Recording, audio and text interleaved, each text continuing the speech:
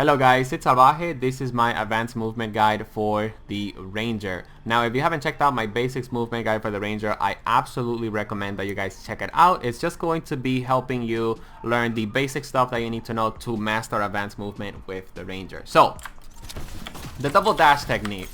You always want to do this before you actually activate flight. It's just going to help you cover long distances, and the more long distances that you cover, the more flight time you're going to be able to have.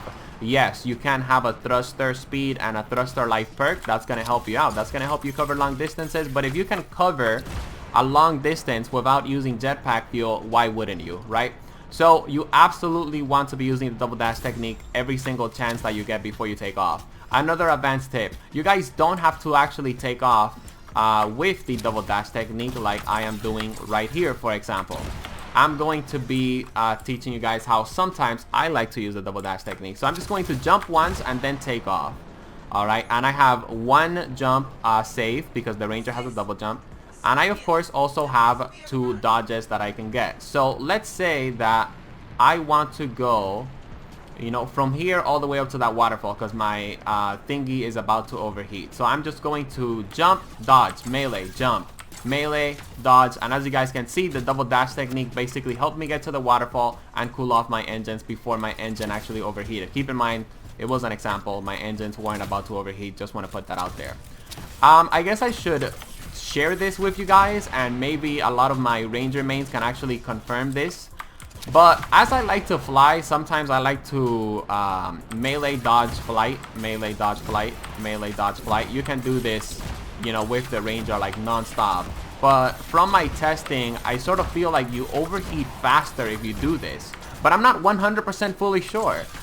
So if there's any Ranger mains that want to confirm that, let me know in the comment sections and I will update the video description. Always read my video description, guys. They always have extra information on the video, etc, etc. Anyways, now that I went over those basic advanced movement tips, we're going to jump into some gameplay examples, and I'm going to be, of course, breaking down my advanced movement with the Ranger, and of course how I maximize Ranger movement to, of course, always position myself for success in the battlefield. So advanced movement with the Ranger isn't just about moving quickly, it's also about using your movement to position yourself for success, and these following gameplay examples are going to be breaking down just that. I go for the melee on this Lancer, and I see that he activates his mini ultimate, so I am of course going to cancel my melee with my melee jump. And that is why I told you guys that you absolutely don't want to be wasting your double jump with the Ranger. And the reason for that is because you never know when you actually have to cancel your jump. Right here, I'm going to do a melee jump and I'm going to dash out of the way. I just want to be away from the bad guys so that I can actually see the situation better, see what enemies I'm going to take out. And I see this guy all the way over here by himself. So I'm going to use my double dash technique to close up the distance. I'm going to use my double dash technique to close up the distance between me and this enemy. And as you guys can see, this Outlaw Lancer doesn't really stand much of a chance. The damage that I'm dishing out is way too much. I'm positioned in a way that my teammates can also help me out and support me. So they're just going to get completely destroyed. I'm going to use my double dash technique, and then I'm going to fly because I want to position myself in an area where I'm of course going to be able to get a better grasp of the situation. And I do just that. I take out my Truth of Tarsus. I realize that I have my ultimate up as well. I'm going to throw this frost grenade. It's going to completely miss. I see this Outlaw Lancer. This is my #1 priority right now. I want to eliminate him as fast as possible. I see that my shotgun isn't going to be quite as effective. And again, I still have in mind that I have my ultimate. So I'm going to move in, reload my shotgun, and then I'm going to use my double dash technique and activate my ultimate. Right there, I position myself in an area where I was going to be able to have more success with my ultimate. Now, these following gameplay examples are going to be teaching you guys why the double dash technique with the Ranger is so important and why you absolutely need to master it. I mean, some people might say, why would I want to use the double dash technique or the one dash technique to reposition myself when I can just use flight? Well, simply put, the double dash technique is going to give you more control over your movement. The more control over your movement that you have, the more effective you're going to be in combat, specifically with the Ranger that has a lot of awesome movement. So I'm going to be closing in the distance with flight and my double dash technique. And I see that I'm not in a position where I can see the enemy spawning, so I'm going to reposition myself immediately. I'm going to jump, dodge to the right, and then I'm going to do a short melee jump that I tell you guys how to do on my basics movement guide.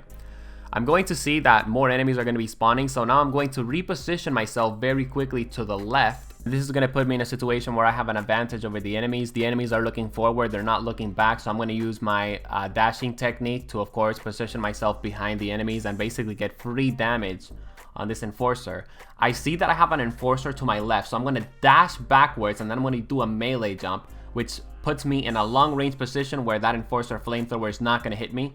And as you guys can see, this sets me up for success because I'm able to, of course, activate my ultimate and still be at a safe position from the bad guys. And that's why the double dash technique is really, really important to master, guys, because you need to be able to have better control over your movement. Right here, this enforcer is about to melee me, but I'm going to, of course, be dashing and then, of course, doing a melee jump to basically get out of his line of fire, I guess you could say. Alright, now this following gameplay example is going to be teaching you guys how to use advanced ranger movement to make yourself a really hard target to hit, or to basically make it so that, of course, the enemy is not going to be able to hit you at all whatsoever. So I'm going to use my movements to position myself behind cover so that I can reload my weapon.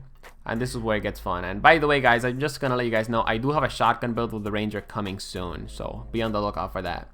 But right here, I'm going to be using my dash and melee jump to position myself from one area to the next, because I don't want the enemy AI to know that I'm in one position.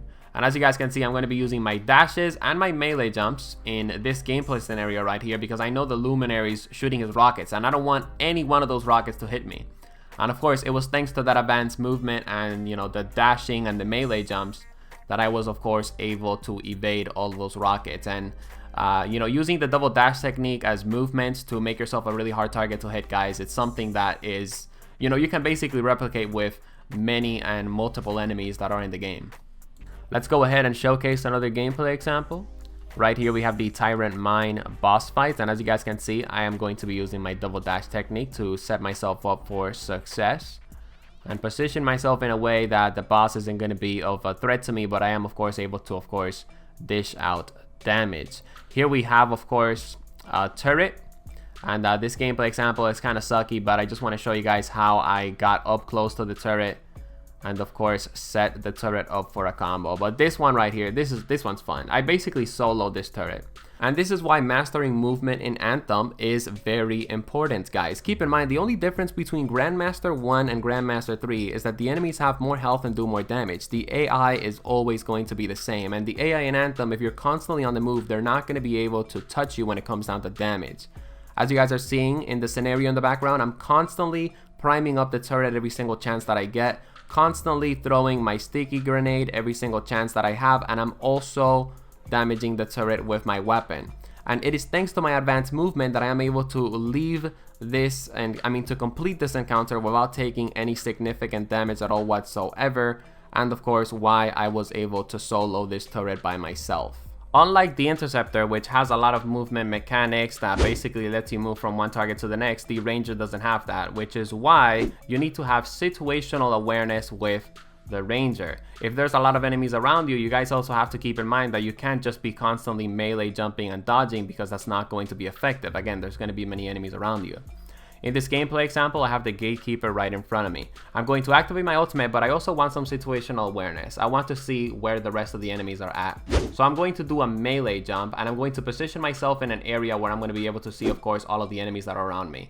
My Colossus activates his ultimate, so I don't really need to go after this Gatekeeper anymore. So I'm going to activate a melee jump and focus on this Elite Scar Scout. But I see enemies are spawning to my left, and the Elite Scar Scout doesn't have his shield. So what I'm going to do is I'm going to prime these targets so my Colossus can actually finish them off with his melee. And I'm also, of course, going to be throwing my Sticky Bomb to finish off this Scar Scout right here. I go behind cover and I reload my weapon. I can reload my weapon without having to worry about, you know, getting shot, because of course I am in a safe position behind cover. I see this enemy right here, and I'm of course going to be going for a combo. He's by himself, he's gonna get wrecked. I melee him, throw my Sticky Bomb, I dash onto the side, and I do a melee jump straight to this Elite Scar Scout. And of course, I'm going to throw my Venom Bomb. I'm going to melee him just in case the Sticky Bomb doesn't finish him off. And of course, I'm going to throw my Sticky Bomb and finish off that Elite Scar Scout. Again guys, it's all about having situational awareness and knowing how to maximize your movement so that you can go from one target to the next and of course maximize your damage. Alright ladies and gents, last but not least, because of course I saved the best for last. This is a technique that I like to call the primer jump technique. And the primer jump technique basically lets you prime a target with your melee, but also use jump to position yourself into a better area. It's a super advanced technique, not even I have mastered it yet, but what you guys want to do is you guys want to jump towards a large target, you want to activate melee, and as soon as the shock mace touches the target, you guys want to activate jump.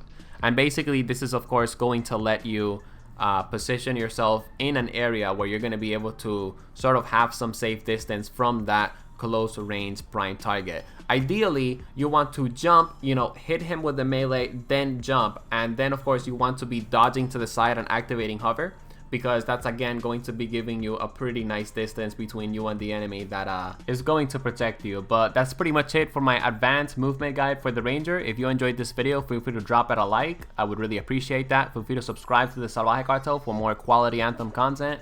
And of course, I do upload other games around here, such as Fortnite Save the World. And we got the Division 2 right around the corner as well. So if you're interested in that, feel free to subscribe. See you guys in the next one, and peace out.